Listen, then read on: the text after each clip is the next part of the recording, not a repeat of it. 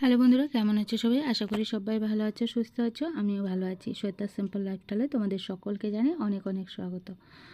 তো চলো আজকে একটা মাছের রেসিপি নিয়ে, ছোটো মাছের রেসিপি নিয়ে তোমাদের সামনে চলে আসছি। তো আজ বানাবো মোয়া মাছের চচ্চড়ি। তো মোরলাও বলি, অনেকে মোয়া মাছ বলে, আমাদের এদিকে সবাই মোয়া মাছই বলে। তো চলো, প্রথমে মাছটাকে কিন্তু কেটে ধুয়ে নুন হলুদ মাখিয়ে রেখেছি। আর এদিকে সাইডে দেখো, কড়াইতে তেল বসিয়ে দিয়েছিলাম, তেলটা গরম হয়ে গেছে, তারপর মাছটা ছেড়ে দিলাম। তো মাছটা আমি একটু হালকা ভেজে নিব।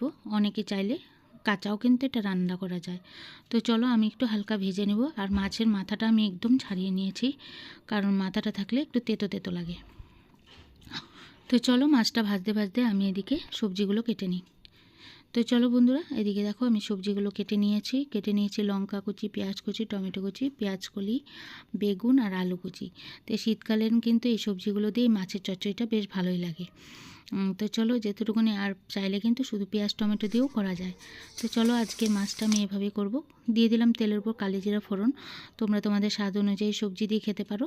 তো আর এদিকে দিয়ে দিয়েছি পেঁয়াজ কুচি, লঙ্কা কুচিটা আগে দিয়ে, আর তার সাথে আলু কুচিটা দিয়ে সুন্দর করে একটু লাল লাল করে ভেজে নেব। চলো ভাজতে ভাজতে এদিকে দেখো শুকনো মশলা রেডি করে নিয়েছি।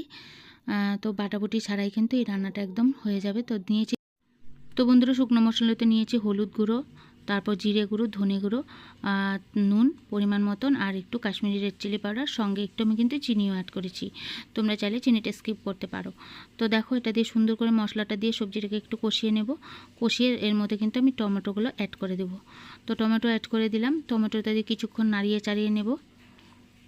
তারপর এক এক করে এর মধ্যে সবজিগুলো দেবো। বেগুনটা কিন্তু আমি আগেই দেবো না, যেহেতু বেগুনটা একদম নরম, পটাপট গলে যাবে, সেজন্য বেগুনটা আগে দিচ্ছি না। তো বন্ধুরা চলো, এখন আমি এখানে কিন্তু পেঁয়াজকলিগুলো দিয়ে দিলাম। আর পেঁয়াজকলিটা দিয়ে খুব বেশিক্ষণ আরেকটু নাড়িয়ে চাড়িয়ে একটু ঢাকা দিয়ে দেবো। ঢাকা চাপা দিয়ে গেলে পেঁয়াজকলিটা যখন নরম হয়ে আসবে, তারপরে আমি বেগুনটা অ্যাড করবো সবার লাস্টে। তো চলো, ঢাকা দিয়ে দিয়েছিলাম কিছুক্ষণের জন্য। এখন একটু নাড়াচাড়া করে এর মধ্যে কিন্তু আমি এখন বেগুনটা অ্যাড করে দিব। তো চলো, বেগুনটা দিয়ে এখন কিছুক্ষণ নাড়িয়ে চাড়িয়ে তারপর আবার একটু ঢাকা চাপা দিয়ে রেখে দেব। তো চলো বন্ধুরা, আমার ভিডিওটা যদি তোমাদের ভালো লেগে থাকে অবশ্যই কিন্তু একটা লাইক কমেন্ট শেয়ার করে দিও। আর এদিকে দেখো, আমার বেগুনটা দিয়ে দিয়েছি, বেগুনটা দেওয়াতে নরমও হয়ে গেছে। একটু ঢাকা দিয়ে দিয়েছিলাম।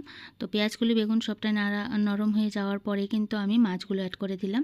তো মাছ দিয়ে একটুক্ষণ নাড়িয়ে চাড়িয়ে এর মধ্যে ধনেপাতা দিয়ে নামিয়ে নেব। তো হয়ে গেল আজকের মতো আমার এই ছোটো মাছের চচ্চড়ি। তো বন্ধুরা, তোমাদের একটা কমেন্ট আর লাইক আর শেয়ারে কিন্তু তোমাদের আমার মনে কিন্তু অনেকটা উৎসাহ জাগায় নতুন নতুন ভিডিও করার জন্য, নতুন নতুন রেসিপি তোমাদের সামনে নিয়ে আসার জন্য। তো চলো আজকের মতো আসছে, আগামীকাল চলে আসবো আর একটি নতুন রেসিপি নিয়ে। ততক্ষণ পর্যন্ত তোমরা সুস্থ থেকো, ভালো থেকো, টাটা, লাভ ইউ অল।